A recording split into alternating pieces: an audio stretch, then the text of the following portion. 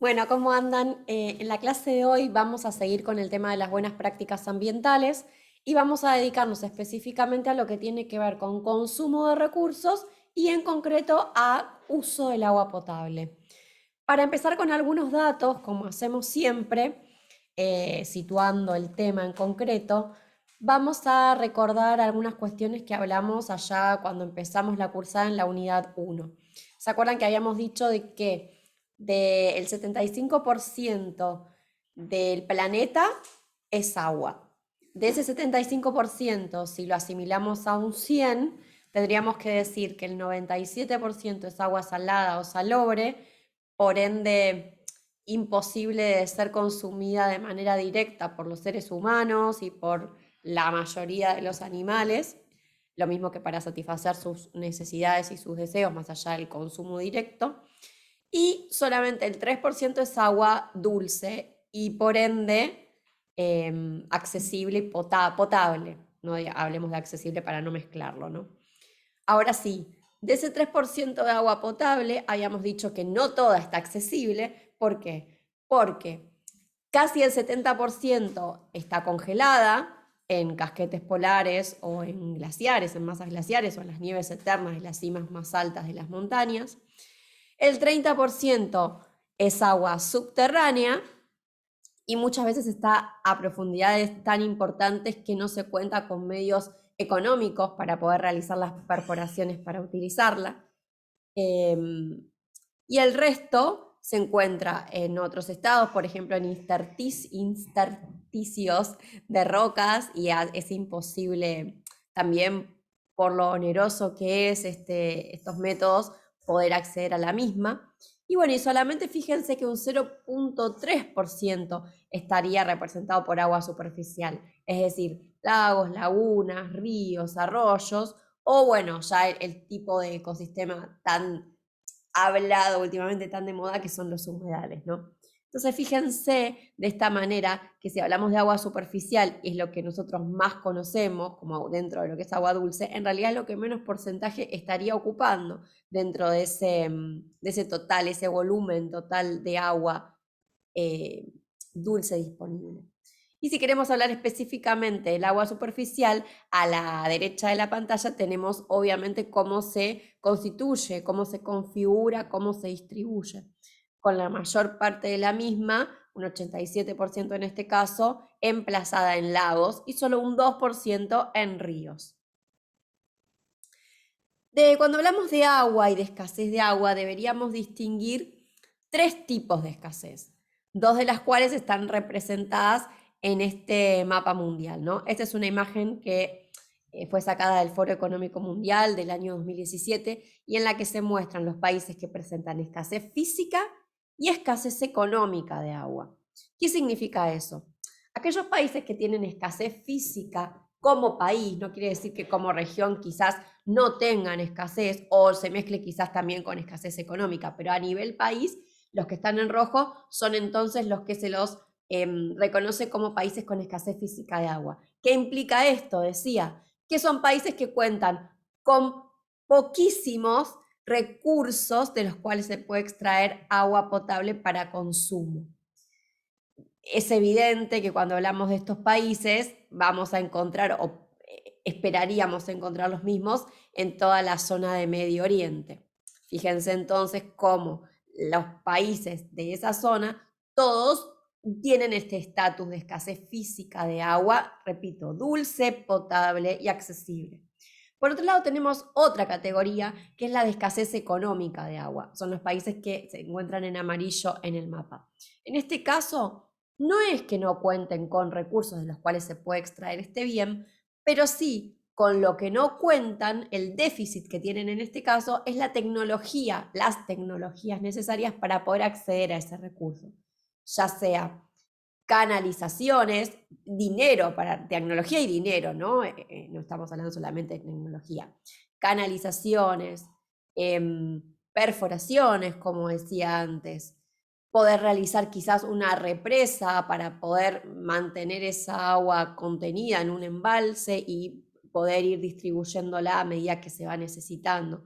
Entonces, en estos países, fíjense que Argentina forma parte de uno de los países con escasez económica de agua, cuando aún somos un país rico en recursos de agua potable. Pero el tema económico, tecnológico, nos hace caer dentro de esta categorización. Luego, obviamente, en este mapa se representan aquellos países que se los considera que tienen poca o nula escasez de agua en estos términos. Otra que no está representada, otro tipo de escasez, que no está representada en este mapa, pero sí se lo suele considerar, es la ausencia de agua potable de calidad. ¿Qué quiere decir esto? Son sitios que cuentan con recursos de agua potable, recursos que son accesibles por cuestiones económicas, cuestiones tecnológicas, como les decía antes. El problema que tienen es que esos recursos están contaminados. Entonces, por eso hablamos que existe una ausencia de agua potable de calidad, pero no está representada acá en este mapa, repito. Bueno, como veíamos en el caso de energía eléctrica, podemos hacer aquí también una comparación entre uso, utilización de esa agua potable y por continente, teniendo en cuenta sobre todo la cantidad de población que habita cada continente. En este caso deberíamos hablar de situaciones bastante dispares, al igual que en el consumo de energía eléctrica. Vamos a poner los dos extremos, ¿no? Asia, con un 60% de la población mundial y que usa menos agua de la que le correspondería, porque usa un 36% del agua disponible a nivel internacional. En el caso extremo, tenemos tanto a Europa como a América del Norte y América Central, que utilizan el peor de los casos, y ni siquiera es el peor, les voy a decir, ahora les voy a decir por qué, seguro se darán cuenta. Pero repito, Europa con un 13% de agua potable no está tan mal porque utiliza un 8%. Sería una situación no tan extrema como la de Asia, pero también de subutilización de este recurso. Por otro lado, sí tenemos América del Norte y América Central con un 8% de población que utilizan casi el doble de lo que le correspondería, un 15%. Y la situación extrema de la que le quería contar es esta. Nosotros en América del Sur, con solamente el 6% de la población mundial, o sea, una décima parte de lo que tiene Asia, y que consumimos el 26% de los recursos existentes a nivel internacional. O sea, fíjense que no estamos tan lejos de lo que consume Asia con la cantidad de población que implica, ¿no? África, con una situación bastante balanceada, con un 13% de la población del mundo y un 11% de consumo de agua a nivel internacional, del consumo del agua a nivel internacional, y Oceanía, que sí tiene una situación bastante parecida a la de América en general, ¿no? Con un 1% de la población y un 5% de uso de agua. Fíjense entonces, acá repito, las situaciones dispares en este caso, que no coinciden con las del uso de energía, como habrán podido ver, serían la de Asia y la de América del Sur. Las situaciones contrapuestas. Bien, ¿para qué usamos específicamente en nuestras vidas cotidianas el agua potable? ¿Para qué la necesitamos? Primero y principal, para beber y para preparar distintos alimentos, ¿no? Ya sea para lo que tiene que ver con su limpieza y también para su preparación propiamente dicha. Para saneamiento, recuerden que incluso en el siglo XXI, incluso hablando de escasez, como hablamos recién, como les comenté recién, los sistemas de saneamiento, los inodoros en concreto, siguen utilizando agua potable. También la usamos para riego, para satisfacer necesidades de esparcimiento, piscinas en concreto, y también para generar energía. Recuerden lo que veían en la clase vinculada con uso de energía, que Argentina, por ejemplo, tiene parte importante de su matriz energética que depende de una fuente renovable, que es la energía hidroeléctrica, es decir, aquella energía generada a través de la fuerza del agua. Acá les puse algunos valores que si hubiésemos tenido la clase presencial o sincrónica, veríamos y jugaríamos un poco a adivinar estos porcentajes, ¿no? Actividades cotidianas para que vean cuánto utilizamos de cada una. Fíjense que tan solo con la buena práctica de cerrar la canilla cuando nos lavamos los dientes, estamos ahorrando hasta 9 litros de agua por minuto, por lo que los datos que tenemos ahí, ¿no? Para bañarnos con bañera, estoy hablando, usamos entre 20 y 25 litros por minuto, y cuando nos duchamos, de 10 a 15 por minuto. Obviamente, como digo siempre, No es que la ducha sea mejor que la bañera, si hacemos duchas que son eternas, ¿no? Una ducha controlada, una ducha consciente debería no extenderse por más de 10 minutos para que realmente sea más eficiente ducharse que utilizar la bañera. Acá luego tenemos todo lo que tiene que ver con la descarga total y parcial o la doble descarga de los botones de los inodoros. Cuando hacemos la descarga total serían 6 litros en mochila. Cuando existe botón es un poco más lo que se está utilizando por descarga, y cuando realizamos la descarga parcial sería la mitad, 3 litros en este caso. Y acá tenemos también los dos primeros, que son usos bastante intensivos de agua.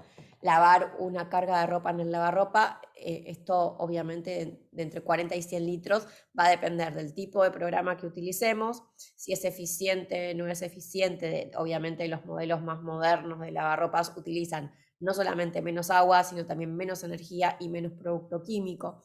También depende si hacemos carga total o carga parcial, el uso también de estos recursos, ¿no? De agua y energía sobre todo. Pero bueno, esos son las cantidades o los volúmenes que se suelen utilizar como promedio.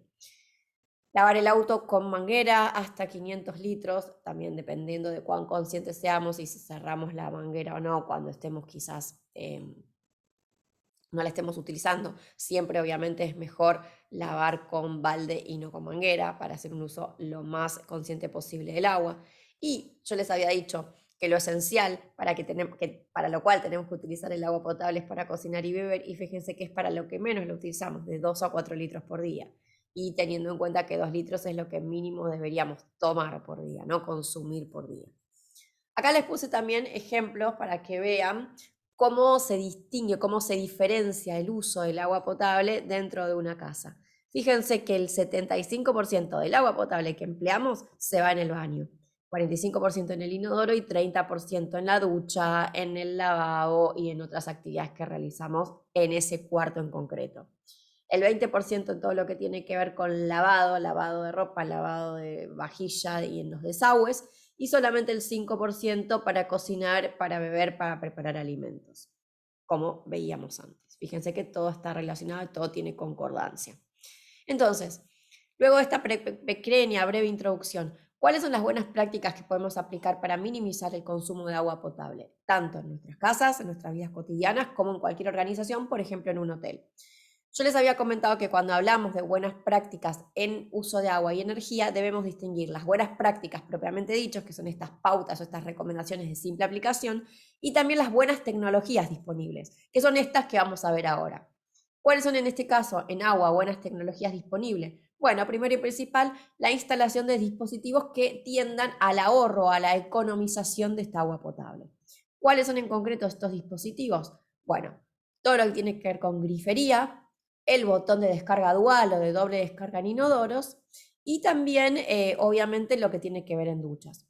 Cuando hablamos de grifería en concreto, tenemos varios estadios, ¿no? Que van desde la menos eficiente a la más eficiente actualmente. Obviamente la llave normal con cuerito es la menos eficiente, pero pasando ya a los dispositivos economizadores de agua, tenemos la canilla monocomando, monomando, la llave con temporizador, que es la que tienen acá, que es aquella que pulsan y sale agua por un tiempo definido, y la más eficiente de todas es la que tienen acá abajo, que es la llave con sensor de presencia, es decir, tiene un sensor infrarrojo, que ustedes obviamente tienen que colocar las manos donde está ese sensor, no arriba, no abajo, sino tienen que ver dónde está ese sensor y colocar las manos ahí para que salga el agua. Y sale el agua, la apertura, como les puse ahí, es predeterminada aproximadamente de 8 segundos. Entonces, este tipo de tecnología es la más eficiente en cuanto a grifería en concreto. En cuanto ya les contaba lo que es el botón de doble descarga o descarga dual en los inodoros, que permite hacer descargas diferenciadas, ya sea total, para cuando se realiza lo 2, digamos, y para cuando se realiza 1, descarga parcial, que serían 3 litros de agua en contraposición con los 6 de la descarga total. Y en las duchas también existen dispositivos, que son los que se conocen como fluxers, aireadores o perlizadores. Las canillas, quiero hacer esta aclaración, también tienen fluxers, además de si son monocomando, con temporizador o lo que sea. ¿Qué hace el fluxer o el aireador o el perlizador? Bueno, inyecta agua por donde sale, es esta manera, y de hecho las duchas también lo tienen, ¿no? Las duchas de bajo consumo. Están como perforaditos, inyectan agua al tiempo o por donde sale el agua, inyectan aire, perdón, por donde sale el agua. Entonces da la sensación de que está saliendo más cantidad de agua, pero lo que hace es salir con más fuerza por acción del aire que se le está inyectando. Entonces, en vez de salir de manera derecha, fíjense que sale de esta manera. Entonces nos da, como les digo, la sensación de que está saliendo más agua. En realidad no es eso. Y esto está, repito, tanto en grifería, canillas, como en duchas en concreto. Fíjense en sus casas si tienen esta tecnología, sobre todo en las duchas, ¿no? Es más utilizado o más visible. Bueno, el esquema de la descarga dual. De hecho, se puede hacer y fíjense que existen tutoriales en YouTube y, bueno, hace tiempo los he visto también en Facebook, en Instagram, que se compartían. Tutoriales que les muestran cómo se puede hacer de una mochila que no tiene el botón de descarga dual, cómo la pueden hacer con doble, como si fuese una doble descarga todo el tiempo. Que solamente colocando una botella de gaseosa de 1,5 litros, 2 litros con arena, y de esta para que cuando se llene no se llene completo, ¿no? Entonces de esta manera harían una mochila de doble descarga casera. Pero busquen los tutoriales que ahí está mucho mejor explicado. Este es un estilo de botón de descarga dual, descarga parcial, descarga total. Y este es quizás el más conocido, que se puede encontrar tanto en la parte superior de la mochila como en alguno de los costaditos. Repito, descarga parcial, descarga total. Esto es lo que les comentaba recién, de los fluxers, aireadores, perlizadores, o también se llama ajustes de regulación de caudal, ¿no? O boquillas de aspersión, como figura ahí. Todos esos nombres es para hablar de lo mismo. Esta idea de que el agua salga con más fuerza y no es idea de que está saliendo más agua, pero en realidad lo que está sucediendo es que se mezcla con aire. Es este tipo de boquillas las que van a ver en las duchas que tienen esta regulación de caudal. Y en cuanto, bueno, todo lo que tiene que ver con la tecnología infrarroja, que siempre me olvido de decirlo, también está disponible en los inodoros. Ustedes seguramente en algunos aeropuertos, sobre todo en shoppings, también existen, habrán visto esta tecnología que ni siquiera tienen doble descarga, ¿no? Que directamente por un botón infrarrojo, como las griferías, las canillas, se realiza la descarga en los inodoros. Bueno, esto también es un dispositivo economizador o ahorrador de agua. Y en lo que tiene que ver con las buenas prácticas propiamente dichas para ahorrar agua, ¿qué podemos hacer? La primera, obviamente, es cerrar la canilla cuando nos estemos lavando los dientes y no la utilicemos, o cuando los hombres estén afeitando, por ejemplo. Se puede ahorrar, como vimos, hasta 10 litros de agua por minuto. Siempre en lo que tiene que ver con aparatos eléctricos, en este caso, no solamente optar por aquellos, como vimos, que tienen categoría más eficiente A más, o A más, o A más, porque existen también, que son los que usan menos energía, menos agua y menos producto químico, y también los que tienen las opciones de lavado, bueno, ecolavados, depende del modelo, depende de la marca, se llaman de manera distinta, pero lavado rápido o ecolavado suelen ser los que utilizan menos cantidad de agua, entonces optar siempre por esos lavarropas cada vez más eficientes. Habrán visto también, por ejemplo, en establecimientos alojativos, que una práctica que está muy extendida y que se relaciona con este tema es la reutilización de los blancos. Es decir, no cambiar las toallas y no cambiar las sábanas todos los días, sino que consultarle al huésped el momento en que quiere que realice este cambio. Generalmente lo que son las sábanas, al menos que sea una estadía prolongada, no se suelen cambiar, pero las toallas sí, y depende del gusto del usuario, ¿no? Sí, y siempre existe cartelería que está asociada y que les cuenta esto, y también existe, que les dicen qué hacer. Si no quieren que las cambien, las dejan colgadas. Si quieren que las cambien, las dejan o en un cesto que está puesto a disposición, o dentro del bidet, o dentro de la bañera, o bueno, les dicen cómo utilizarlo, ¿no? ¿Cuál es el tema con esto? No podemos decir que un hotel sea ambientalmente amigable o realice una gestión adecuada del agua si solamente realiza esta práctica.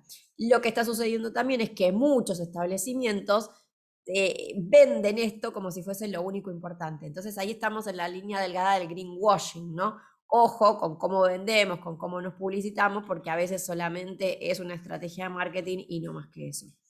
Otra acción también que se vincula a los establecimientos alojativos, como para ya meternos en ese tema, es la instalación de cartelería y folletería que hable de las buenas prácticas. No solamente en lo que tiene que ver con uso de agua, sino en todo lo que estamos trabajando, obviamente.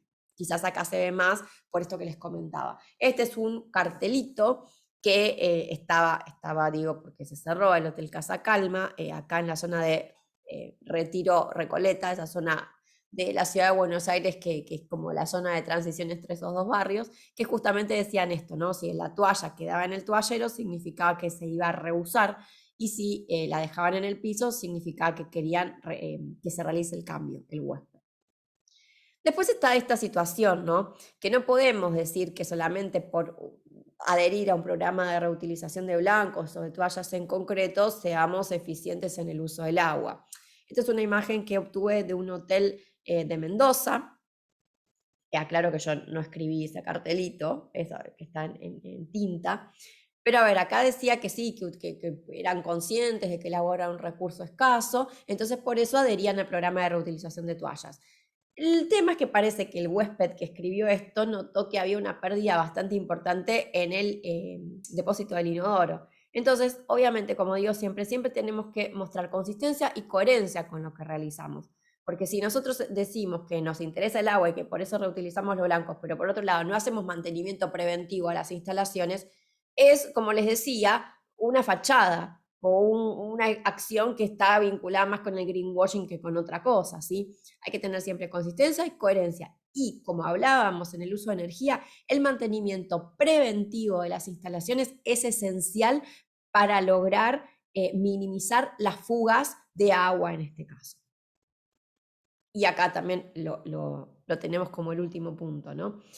En nuestras casas, disminuir los baños de inmersión a favor de las duchas, conscientes o controladas, como les decía recién.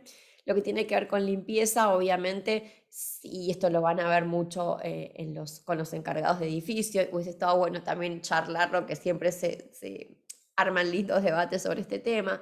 Reemplazar el uso de manguera, o las mangueras sí que tengan el corte automático, si es que se van a utilizar, y si no lo tienen, usar baldes, trapos húmedos o lampazos para realizar limpieza, para tratar de minimizar la cantidad de agua que utilizamos para limpiar, sobre todo áreas exteriores o áreas comunes. Y como les decía, revisión periódica de todas las instalaciones, mantenimiento preventivo, no llegar al correctivo.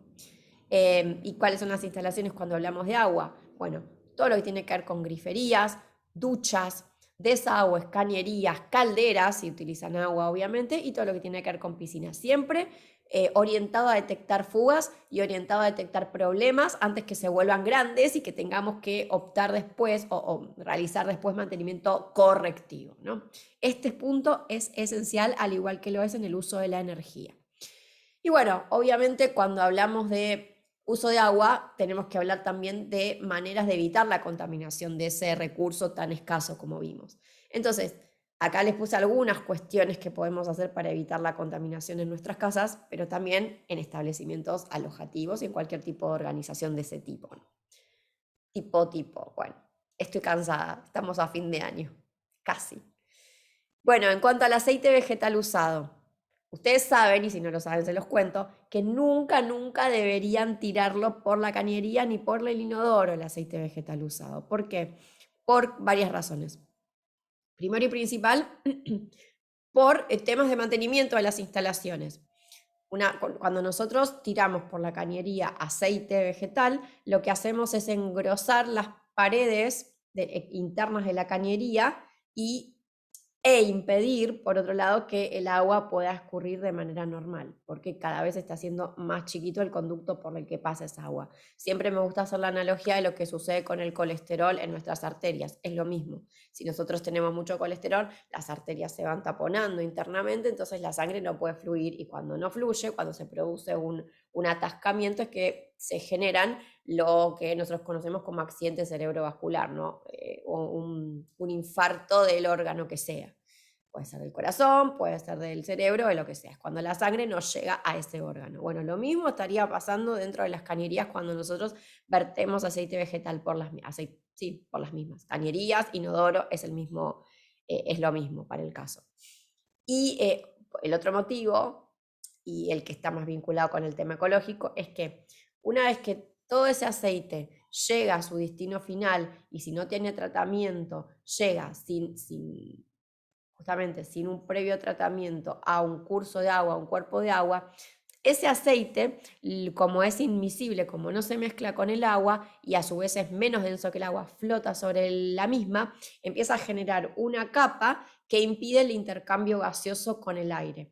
Entonces, al impedir ese intercambio gaseoso, la vida vegetal y la vida animal, la vida en general de sus cuerpos de agua se ve limitada. Entonces, por eso obviamente tampoco deberíamos verterlo. ¿Cómo deberíamos trabajarlo? ¿Cómo deberíamos tratarlo?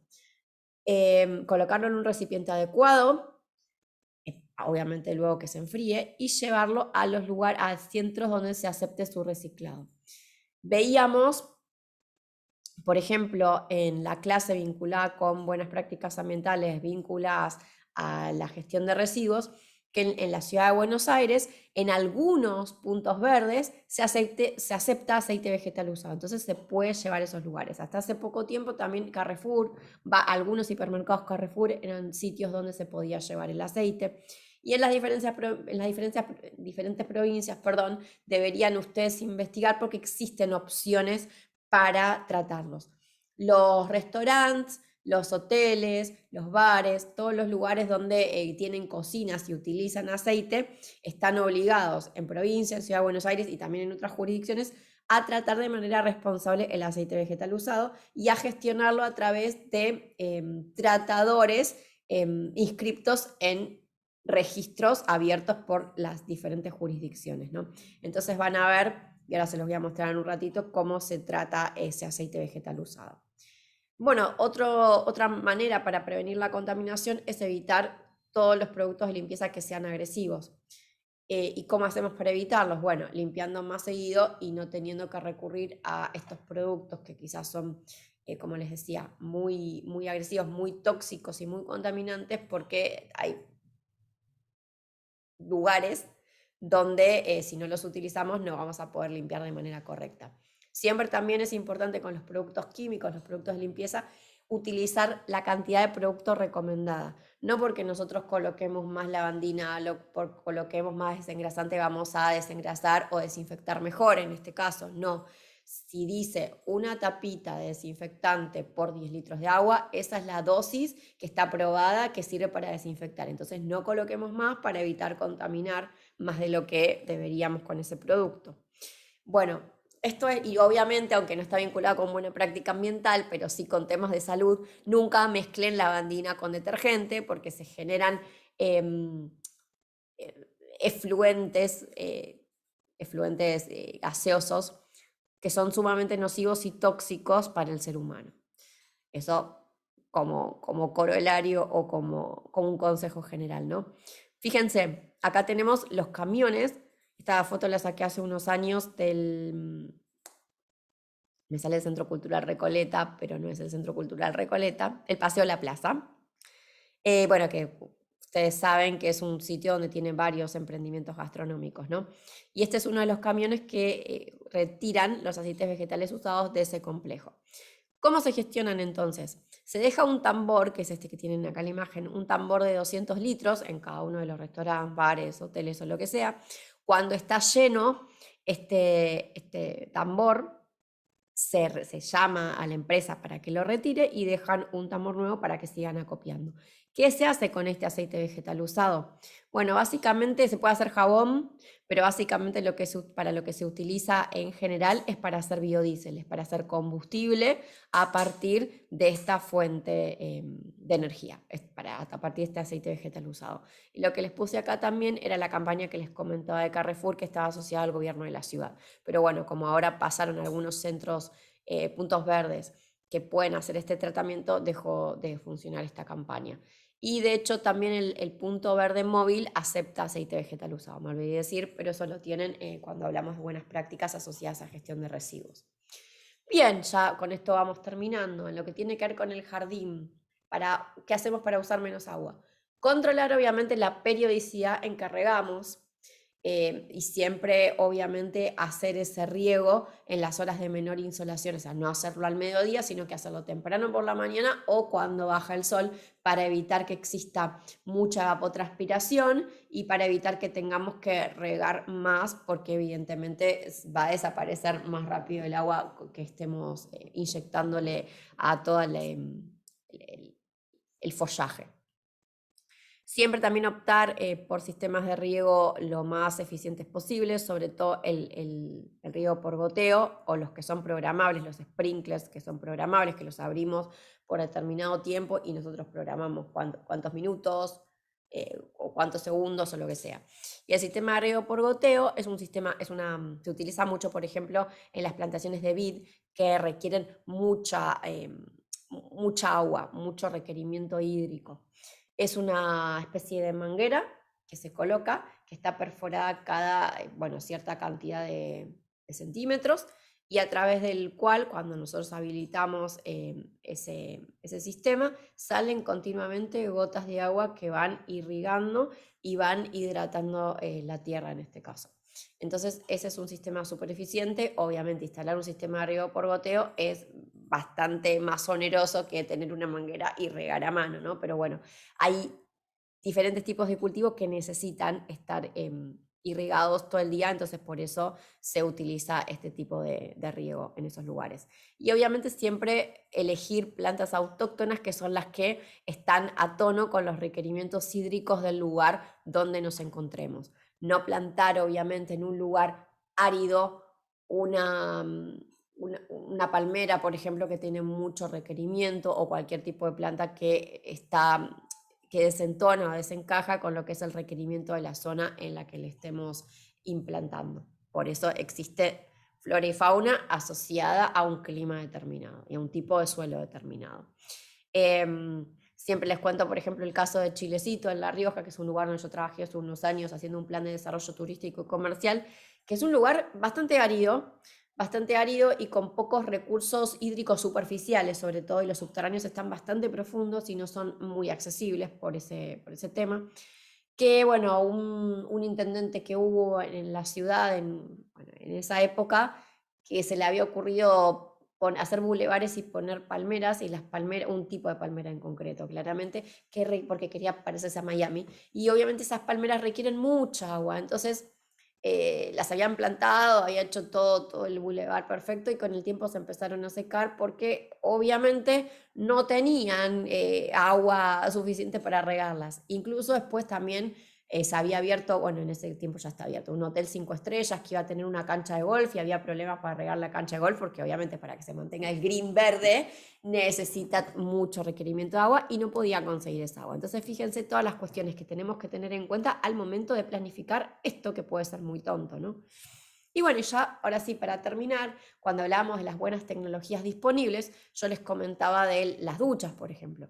Una ducha que surgió hace ya unos añitos y que de hecho, surgió a través de una startup, de un proyecto de ese estilo y que, bueno, está financiada ahora por el CEO de Apple, el primer prototipo y ahora ya también lo que se vende. Busquen, chusmeen en cuanto sale esta ducha en concreto, es muy eficiente, consume hasta un 70% menos de una ducha convencional, se llama Nevia, y lo que hace es pulverizar en microgotas o gótulas el agua que esté saliendo por esa ducha, y esa pulverización genera también ese efecto que les comentaba antes, ¿no? De que estemos bañándonos con un montón de agua y en realidad no es tanto lo que estemos utilizando. Pero bueno, se considera que es el futuro en lo que es el uso de agua a nivel doméstico, ¿no? Sobre todo en el baño, para bañarse en concreto. Fíjense qué otras cuestiones encuentran en este tipo. Es muy interesante sobre todo ver cómo se está trabajando en algunos países de Medio Oriente, que como les comentaba, tienen requerimientos hídricos, o mejor dicho, los recursos hídricos son escasos. Así que bueno, gracias por escucharme. Ya tienen también a disposición todo lo que tiene que ver con uso de energía, así que seguimos con eso trabajando para poder finalizar esta unidad, darle un cierre y que puedan realizar el trabajo práctico asociado. Nos estamos viendo.